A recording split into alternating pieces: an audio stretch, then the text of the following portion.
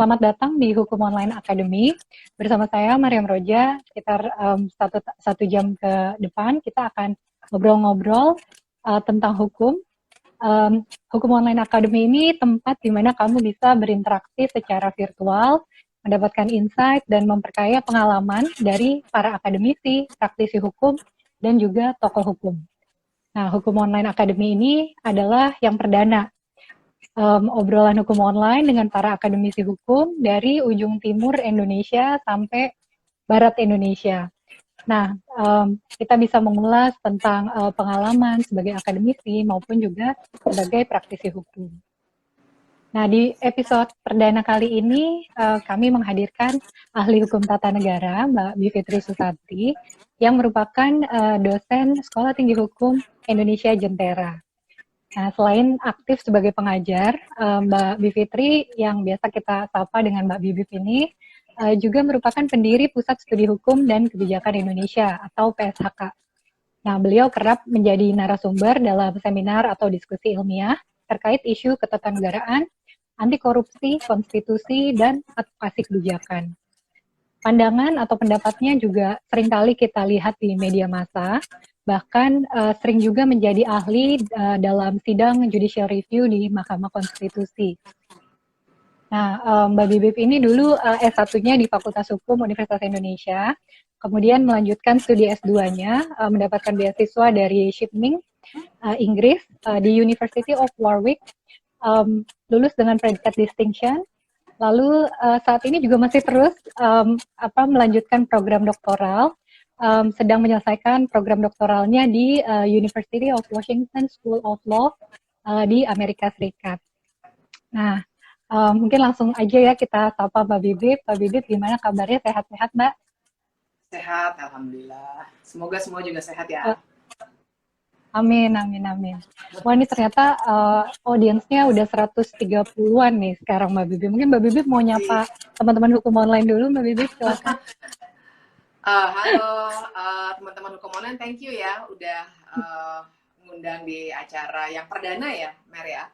Perdana, Jadi, betul. Perdana terhormat sekali dan mudah-mudahan ada manfaatnya, bukan cuma ngobrol-ngobrol, tapi memang biasa kalau hukum online bikin acara kan selalu ada manfaatnya ya, mudah-mudahan. Jadi yang bergabung di sini juga nanti bisa refleksi bareng-bareng gitu. Benar, benar. Jadi kita juga sangat menghargai sekali teman-teman di Sabtu pagi udah bisa mantengin kita di sini tuh, udah nambah terus, udah hampir 150. Oke, saya mulai aja nih ya Mbak Bibip. Kita kan semua tahu lah ya, Mbak Bibip nih udah peneliti, kemudian juga advokat kebijakan publik, konsultan juga atau tenaga ahli, terus ngajar juga sebagai dosen. Nah, dari segala macam profesi ini, gimana Mbak Bibip dulu ngatur waktunya gitu? Atur waktunya ya, yang jelas sih banyak sleepless nights gitu, dan karena kan tentu saja keluarga juga satu yang harus kita tetap tanggung jawab lah ya. Nah jadi sering banget bolak-balik, tapi keuntungannya adalah kebetulan keluarga saya keluarga yang sangat terbuka, sangat kesetaraan gendernya sangat kuat gitu. Jadi ganti-gantian untuk jagain anak, masak, cuci piring, semua itu ganti-gantian biasa aja, termasuk sama anak juga. Jadi sangat terbantu. Tapi yang jelas kalau untuk nulis segala macam kan memang butuh konsentrasi. Dan biasanya itu saya lakukan di malam hari. Kalau seharian itu kalau nggak ketemuan orang atau ngajar pasti ya, atau ke pengadilan dan lain sebagainya. Nah nanti baru bisa diem, berpikir, duduk, nulis, itu biasanya malam-malam gitu. Tapi ya dinikmati aja sih karena saya enjoy ya, jadi nggak kayak jadi beban gitu. Tapi memang biasanya pas proses berpikir tuh malah menikmati banget. Gitu. Justru enjoy dan juga support system dari keluarga itu penting banget ya Mbak Bibip ya. Iya, sangat-sangat penting. Sangat-sangat penting. Nah, tadi kita udah tahu ya background pendidikannya Mbak Bibip itu S1, S2, bahkan sekarang sedang menyelesaikan program doktoral. Nah, Biasanya kalau lulusan-lulusan Fakultas Hukum gitu Mbak Bibip kan lebih banyak gitu ya kalau kita lihat yang tergiur untuk menjadi advokat. Nah, kenapa Mbak Bibip lebih memilih profesi peneliti atau dosen, tidak memilih untuk jadi corporate lawyer gitu misalnya? Mungkin bisa diceritain. Ceritanya bisa panjang tuh. Tapi singkatnya begini kali ya. Kebetulan waktu saya lulus kuliah itu situasi di Indonesia mungkin jadinya agak-agak mirip sama sekarang lah ya. Tapi situasi waktu itu sangat menarik gitu, dan sangat menarik untuk banyak pembaruan tahun 98 ya. Waktu itu saya akhir-akhir kuliah tahun 98. Dan sebenarnya minat untuk bekerja di bidang yang banyak menghasilkan uang itu sangat tinggi ya, karena memang ada tuntutan keluarga dan lain sebagainya begitu. Dan waktu kuliah, karena itu saya juga sebenarnya mengambil hukum bisnis waktu kuliah S1 ya. Dan tapi kemudian saya bahkan sempat magang di dua law firm yang besar, sampai sekarang masih ada. Statusnya magang ya, dan kemudian magang juga. Jadi ini banget lah, tipe mahasiswa yang pengen banget jadi lawyer gitu. Jadi di semester akhir tuh kalau di FHUI dulu, sekarang banyak perbedaan ya. Dulu itu kalau magang kan ya mesti cari sendiri, terus banyak workshop, kalau menang workshop dapat hadiahnya magang gitu. Jadi saya aktif banget magang di mana-mana, termasuk bahkan di salah satu bank terbuka jadi corporate secretary staff. Jadi udah ke situ banget gitu dulu kesannya gitu. Dan happy banget dengan itu, karena belum selesai kuliah ya lumayan lah dapat uangnya gitu, karena magang itu kan juga ada gaji kecil-kecil gitu ya.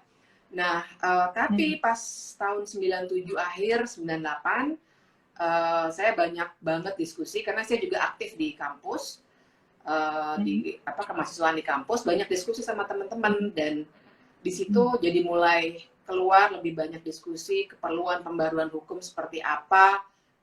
Saya terprovokasi secara positif gitu ya, bahwa ternyata dengan ilmu yang kita punya itu kita bisa melakukan sesuatu yang impact-nya bisa jadi besar gitu. Nah, terus banyak demonstrasi waktu itu, dan saya lumayan aktif juga di situ. Nah, itu yang benar-benar seperti membuat saya berbalik gitu pandangannya. Jadi singkat kata, pas akhir-akhir Soeharto sudah jatuh, Mei 98 itu, kemudian saya terdiam dan bingung gitu ya, karena kan waktu itu juga saya kira banyak juga ya refleksi pada saat ini mahasiswa yang tahun lalu, persis ya kira-kira tahun lalu reformasi di korupsi mulai gamang. Sebenarnya gue mau kemana sih, mau jadi apa nih gitu. Nah persis saya mengalami hal itu, dan waktu itu ada tawaran kerja sebenarnya, walaupun saya belum selesai kuliah udah ada tawaran kerja dari seorang senior yang waktu itu law firm-nya besar sekali. Dengan agak gila waktu itu saya bilang, saya pikirin dulu ya, itu bukan Bibip yang dulu banget gitu. Jadi teman-teman padahal juga, impian ya Mbak Bibip, gila ya, kok lu sampai sok banget sih.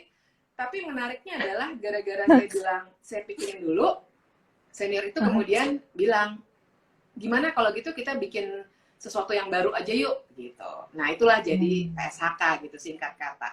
Tapi waktu itu balik ke pertanyaan Mariam, kan sebenarnya kenapa gitu. Kalau buat saya waktu itu gara-gara interaksi saya dengan dunia aktivisme, saya jadi berpikir ilmu saya ini sebenarnya mudah-mudahan bisa berguna buat orang banyak gitu. Yang nggak punya uang, ketimbang kalau saya kerja di tempat-tempat yang spesifik gitu ya, melayani orang-orang yang punya uang, mungkin saya nggak happy gitu. Dan udah terbukti sih dari magang-magang itu, yaitu ya refleksinya lama, nggak cuma sehari 2 hari, refleksinya lama. Saya happy nggak sih, saya pengen jadi apa sih gitu. Jadi ternyata itu yang ada dorongan di kepala saya adalah ilmu ini mesti bermanfaat buat lebih banyak orang gitu, ketimbang untuk orang-orang yang sedikit yang bisa bayar saya secara profesional dengan baik, dan saya mungkin hidup sangat mewah tapi nggak happy gitu, karena ilmu saya ya untuk orang yang bisa bayar aja gitu.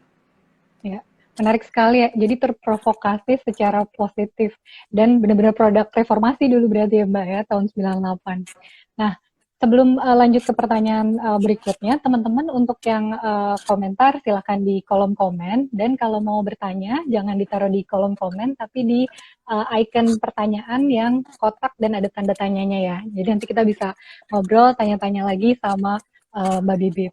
Nah, tadi ngobrolin juga soal dinamika politik gitu ya saat reformasi. Hingga saat inilah, nah Mbak Bibip kan aktif banget nih melakukan advokasi kebijakan, ngelobi apa namanya para lawmakers gitu ya di DPR, di pemerintah supaya bisa mengikuti aspirasi masyarakat.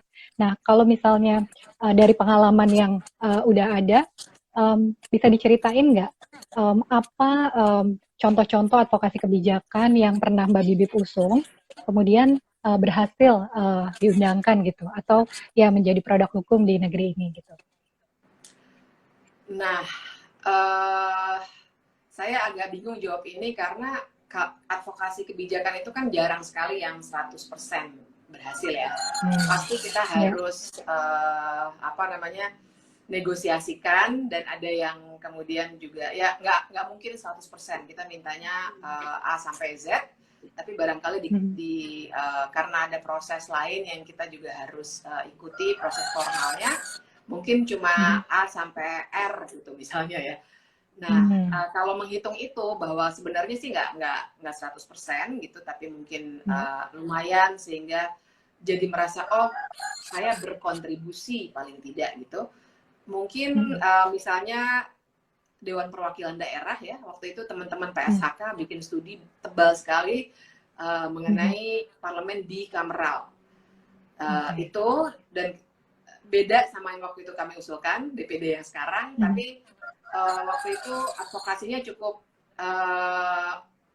gila-gilaan. Itu advokasi saya yang pertama. Jadi ada lobby, terus ada apa namanya, debat-debatnya segala macam.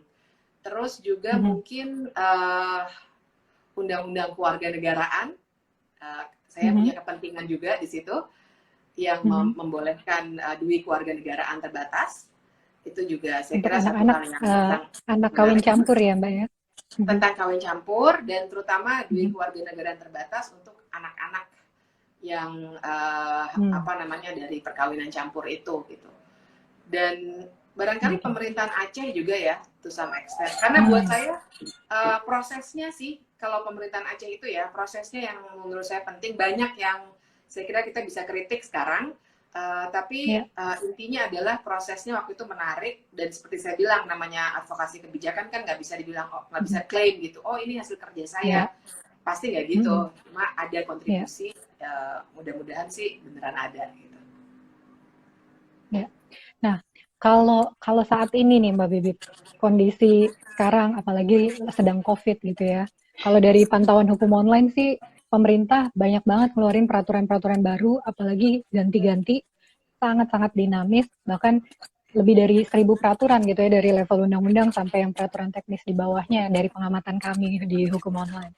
Itu kan banyak sektor yang kemudian diatur pada masa ini.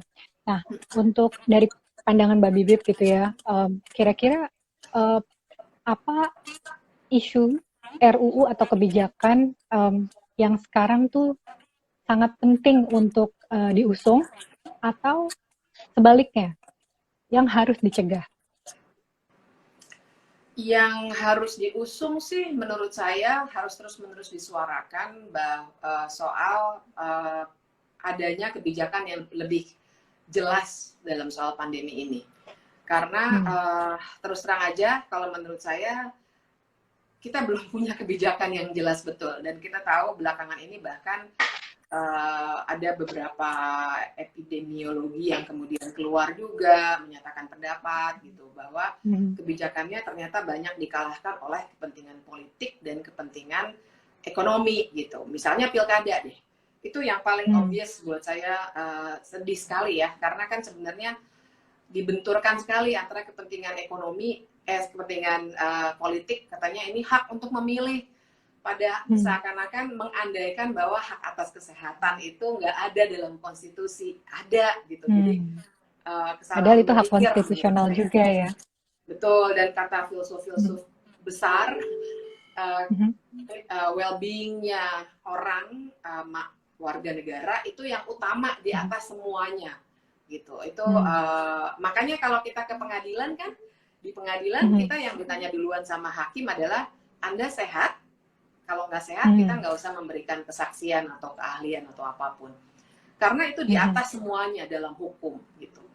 Itu sih menurut saya yang sangat penting sekarang, karena ini korbannya menarik ya, 4 hari terakhir ini rekor, terus besoknya rekor lagi, besoknya rekor lagi. Dengan kata lain kita nanjak terus gitu korbannya. Jadi saya kira ini yang meresahkan semuanya, dan buat saya ini yang paling meresahkan sekarang. Dan itu yang saya kira masih sangat diperlukan. Sementara ya upaya lainnya tentu kita harus apresiasi ya, tapi menurut saya masih banyak yang sebenarnya masih bisa dilakukan oleh pemerintah gitu. Nah, kalau masih dalam isu hukum tata negara gitu, Mbak Bibip. Nah, soal anti korupsi, menurut pandangan Mbak Bibip gitu ya, dalam pengalaman selama ini mengadvokasi, kondisinya tuh kalau bisa digambarkan secara singkat itu seperti apa gitu, dan apa hal yang harus kita siapkan gitu untuk melakukan perubahan terhadap sistem yang telah berubah ini gitu. Iya, secara singkat mungkin saya bisa bilang kita lagi terpuruk sekali gitu. Kita sudah setahun ini rasanya pengen sekali, saya kadang-kadang bilang, gue bilang juga apa tahun lalu gitu, karena sudah terbukti. Tahun lalu yang kita ributkan sampai ada yang meninggal, tolong jangan lupa itu. Ada mahasiswa-mahasiswa kita yang meninggal sampai sekarang tidak jarang sekali diingat gitu. Itu kita terpuruk sekali sistemnya, dan masalahnya adalah institusi-institusi lain yang juga punya peran pemberantasan korupsi juga belum siap menurut saya, bahkan masih sangat perlu reformasi kelembagaan gitu. Nah jadi dengan itu menurut saya sih yang kita harus siapkan adalah gerakan yang lebih besar dari masyarakat sipil gitu, yang jadi tidak hanya bisa bergantung pada KPK. KPK masih ada, dan menurut saya ya kita yang masih bisa tersisa dari KPK yang sekarang ya harus kita apresiasi begitu. Tapi kemudian juga jangan bergantung pada KPK. Jadi yang perlu kita siapkan menurut saya masyarakat sipil yang pengawasannya harus lebih kuat gitu ya. Kalau misalnya ada kasus yang tidak ditindaklanjuti dan lain sebagainya, harus lebih galak gitu. Dan jangan lupa reformasi kelembagaan di aparat penegak hukum lain juga, sehingga bisa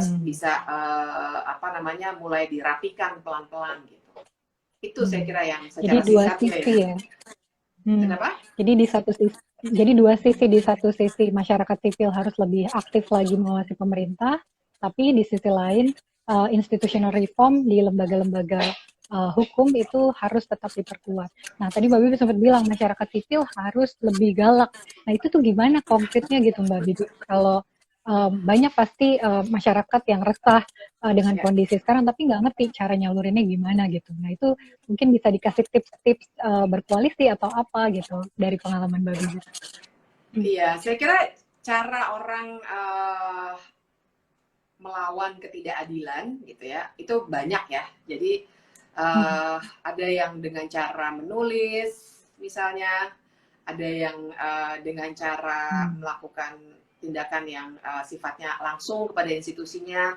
Tapi saya kira yang bisa dilakukan semua orang misalnya dengan cara lebih banyak terbuka mendiskusikan, dan jangan misalnya saya seringkali kalau misalnya banyak teman yang bilang udahlah yang waras ngalah, saya suka bilang jangan, karena nanti yang ngomong yang nggak waras semua gitu.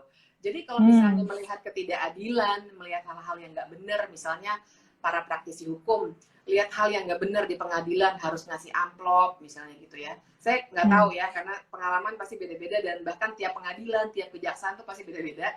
Tapi kalau ada hal seperti itu, bersuara gitu. Terus mungkin diadukan ke semua saluran yang mungkin, mulai dari gerakan masyarakat sipil itu sendiri, ombudsman, apalagi sih saber pungli segala macam itu digunakan. dan jangan takut gitu. Saya khawatirnya kalau situasi ini semakin menguat, terus kita semua juga yang ya udahlah gitu, udah juga nggak bisa ngapa-ngapain anti korupsi, kemudian atau mikir kayak tadi ya udahlah yang ini orang gila-gila semua, kita yang waras ngalah aja.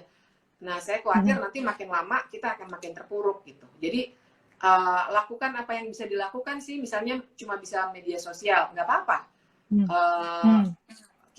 Kemudian juga melalui diskusi di kalangan profesional sendiri. Buat saya itu cara yang juga baik, karena pembaruan hukum nggak harus dilakukan oleh orang-orang yang bekerja langsung dengan institusi peradilan, tapi juga kalau dibicarakan, dibincangkan terus, jadi yang salah tetap dibincangkan bahwa itu adalah salah, tidak diterima. Karena kalau ada yang salah diterima, terus lama-lama dia akan menjadi normal gitu. Kita udah kebal gitu, dan itu yang nanti bahaya ke depannya. Mungkin itu sih yang sedikit mungkin bisa dilakukan. Tapi kalau bisa nulis, terus bisa connect sama adik-adik mahasiswa, diskusi bareng. Buat saya kesannya cuma diskusi ya, tapi diskusi itu penting loh sebenarnya untuk membicarakan hal-hal yang seperti tadi saya bilang. Gitu. Ya, jadi harus bersuara, jangan hanya diam atau menulis, dan channel-channel lainnya gitu yang bisa dilakukan ya, Mbak Bibip. Nah, tadi ada pertanyaan dari teman-teman di sini, bagaimana cara menurunkan oligarki, menghancurkan oligarki gitu. Nah, mungkin Mbak Bibi bisa kasih penjelasan.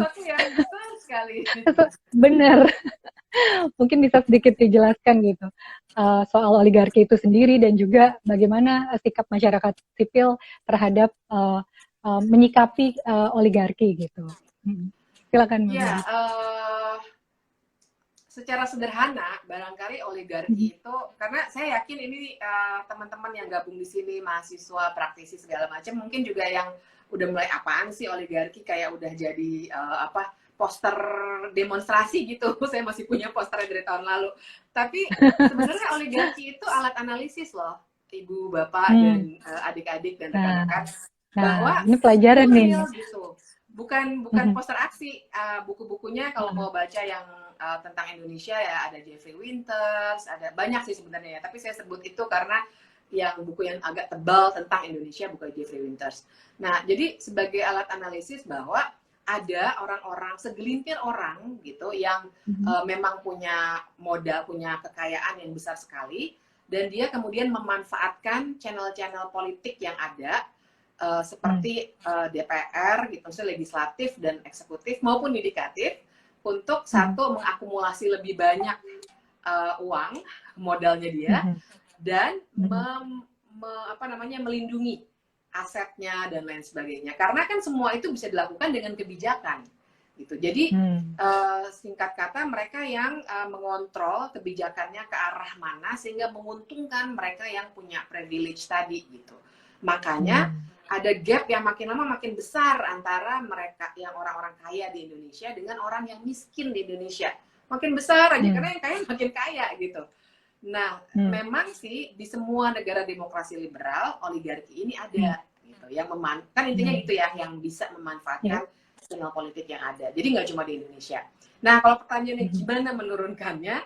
Menurut saya karena tadi saya bilang di semua tempat itu, di semua negara demokrasi liberal itu pasti ada, yang biasanya dilakukan adalah meminimalkan akses mereka untuk mengontrol kebijakan itu mesti kayak apa gitu.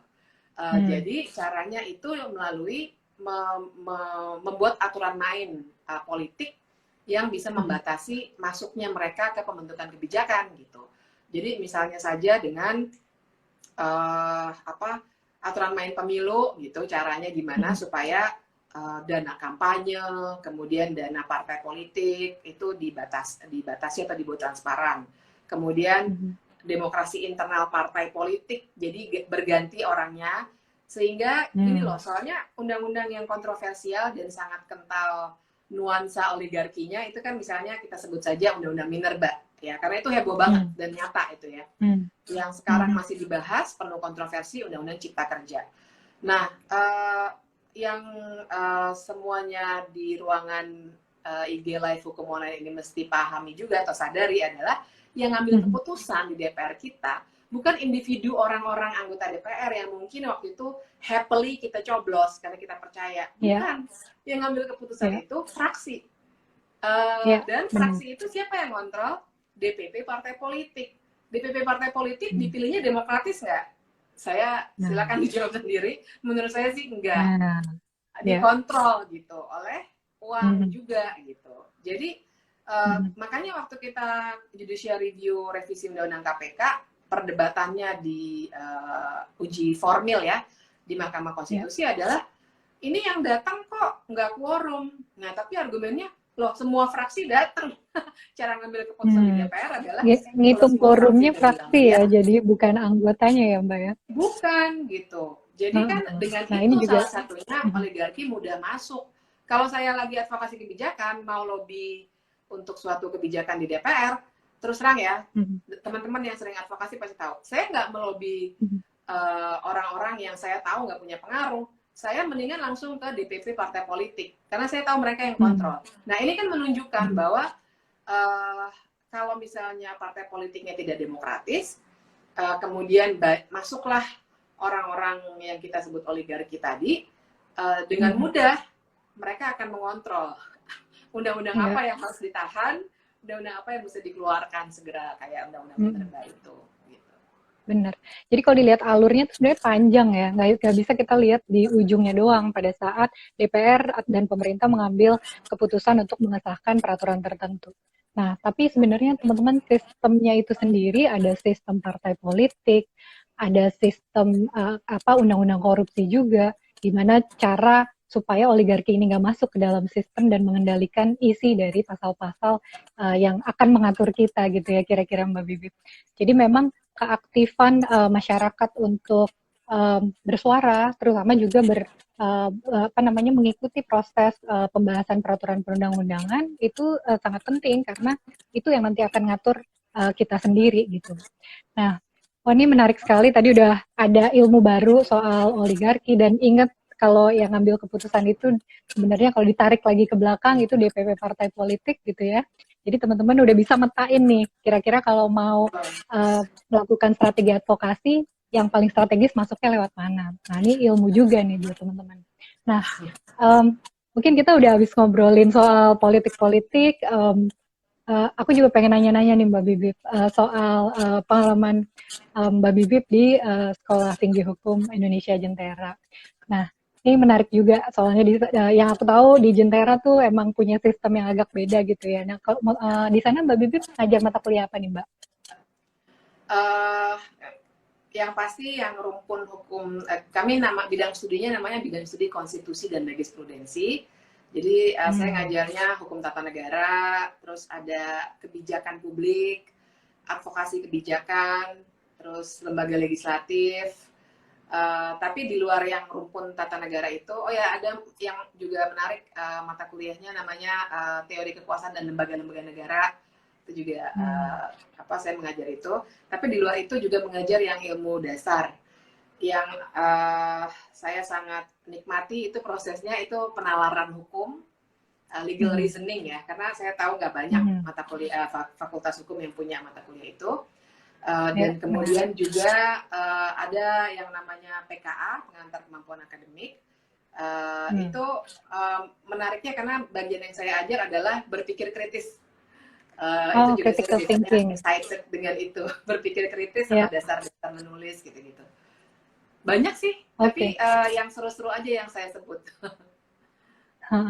Nah, tadi juga Mbak Bibip dari pengalaman melakukan advokasi kebijakan dan di sisi lain kan sebenarnya mengajar gitu ya, banyak teori-teori ideal gitu ya, dan juga kajian-kajian yang terus dikeluarkan dalam rangka mengamati dinamika hukum dan politik di Indonesia ataupun di luar negeri.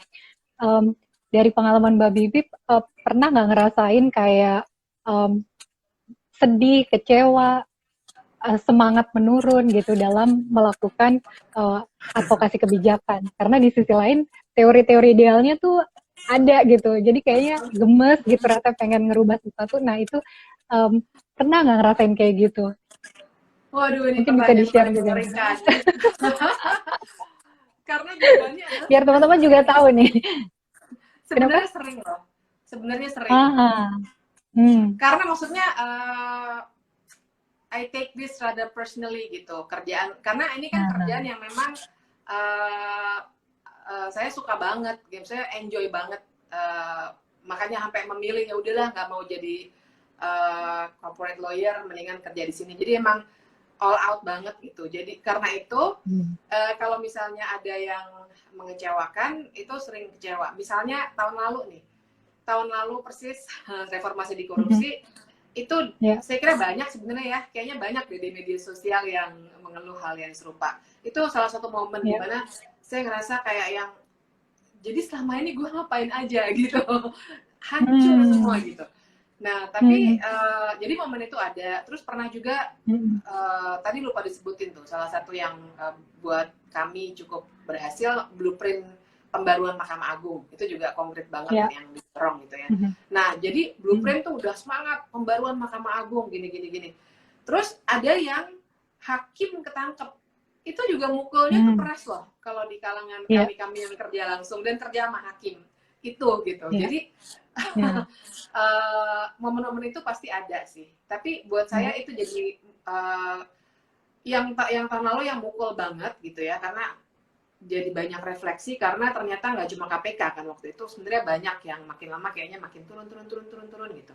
Nah jadi akhirnya saya pikir daripada jadi momentum yang negatif, saya ambil positifnya. Jadi saya literally meditasi gitu, meditasi untuk berpikir, so ini apa sih yang sebenarnya harus recharge gitu ya Mbak.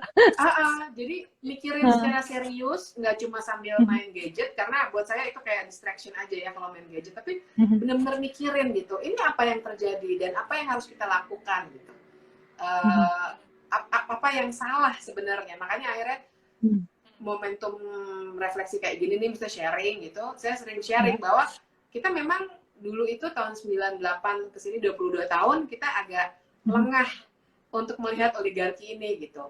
Kita sibuk, saya juga, ini kritik juga kan, karena kan momentum refleksi itu untuk kritik diri sendiri juga. Kita sibuk dengan reformasi institusional, yang penting juga, tapi semua energi ke situ. Kita lupa dengan aktor-aktor yang tadi kita namakan oligarki itu gitu. Jadi momentum itu lumayan banyak. Tapi jangan membuat saya, jangan sampai itu membuat kita udah tinggalin aja deh. Sekarang kita move on dan melupakan. Move on untuk bergerak lagi itu penting, tapi move on untuk melupakan ya itu yang salah sih menurut saya. Gitu. Jangan move on untuk melupakan, nah itu penting banget sih. Refleksi, karena ya kekecewaan, kekesalan pasti manusiawi ya, tapi momen refleksi itu yang penting, dan gimana kita bergerak lagi untuk perubahan yang lebih baik. Nah ini ada satu pertanyaan juga nih dari teman-teman, dari Drew Manuel. Bagaimana pandangan Mbak Bibip soal pendidikan etika profesi hukum setelah melihat realitas penegak hukum di Indonesia? Silakan Mbak Bibip. Wah, pertanyaannya keren banget nih. Drew Manuel, itu salah satu yang jadi perhatian kami juga di Jentera, makanya. Jadi memang etika profesi itu barangkali selama ini diajarkannya lebih banyak ke etika profesi advokat A B C D, etika profesi notaris A B C D.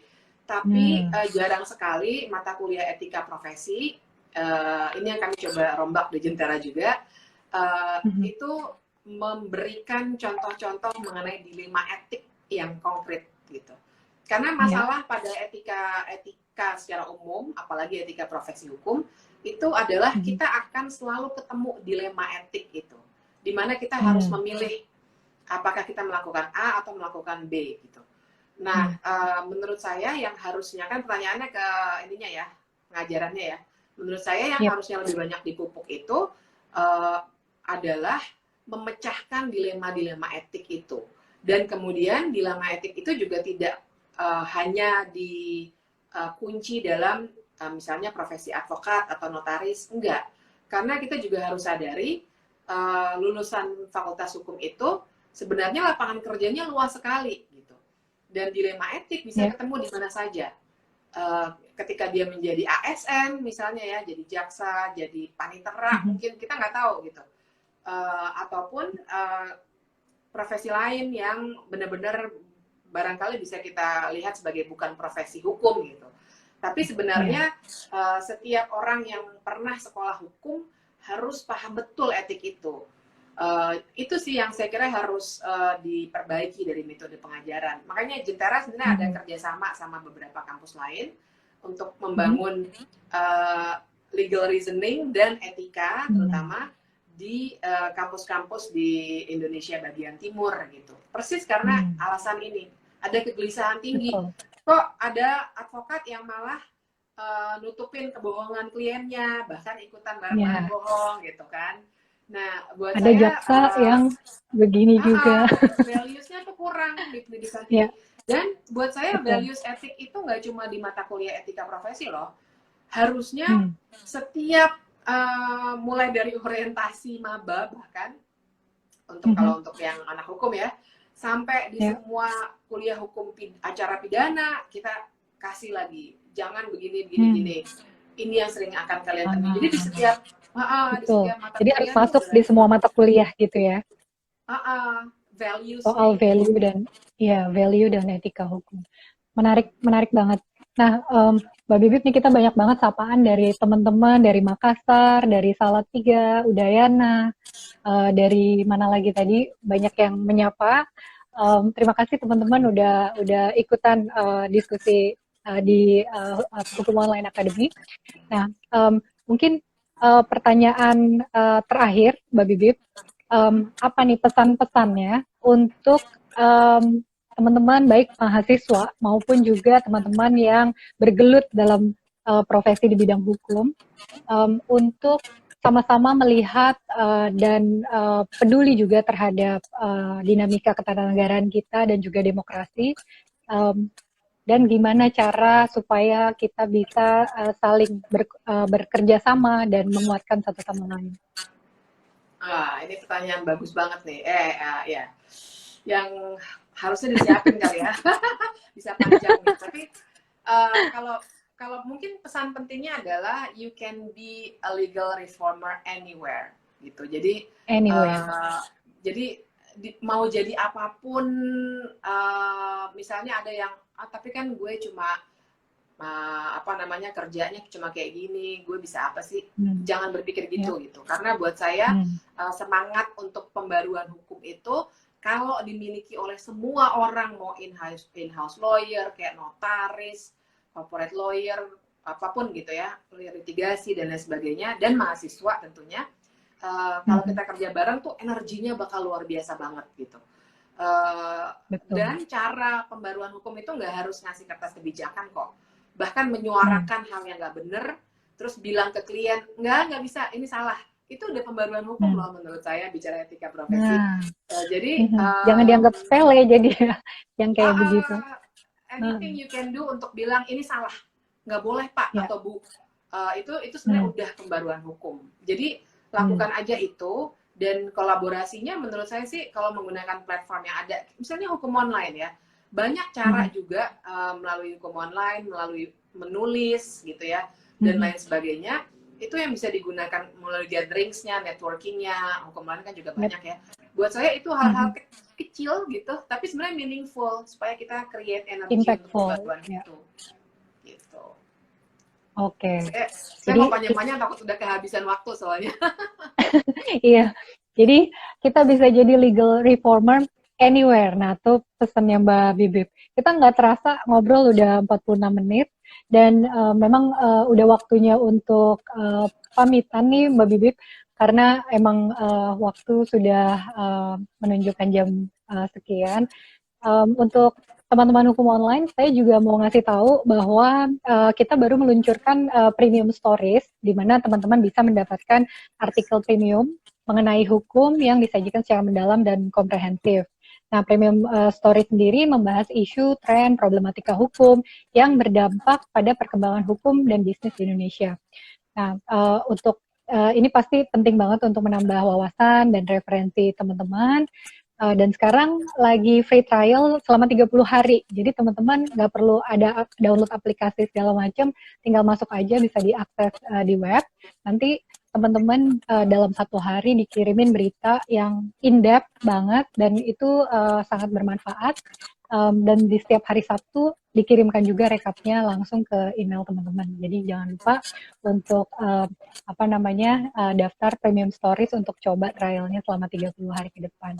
Nah, karena waktunya sudah habis, jadi kami pamit undur diri.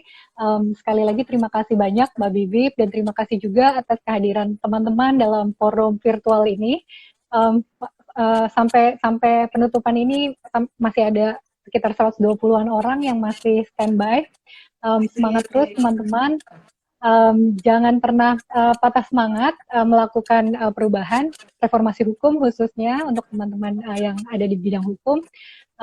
Teman-teman dari Makassar, Jogja, Salatiga, Semarang tadi yang juga udah menyapa, saya juga terima kasih. Mohon maaf jika ada pertanyaan-pertanyaan yang belum sempat kita ulas di sini. Jangan lupa nanti ada lagi di lain waktu. Hukum Online Academy ini akan serial, jadi ada terus acaranya ke depan. Nah, kami pamit undur diri. Saya Mariam Roja atas nama Hukum Online dan kerabat kerja yang bertugas mohon undur diri. Terima kasih, selamat siang, selamat berakhir pekan. Assalamualaikum warahmatullahi wabarakatuh. Terima kasih. Terima kasih Mbak Bibi.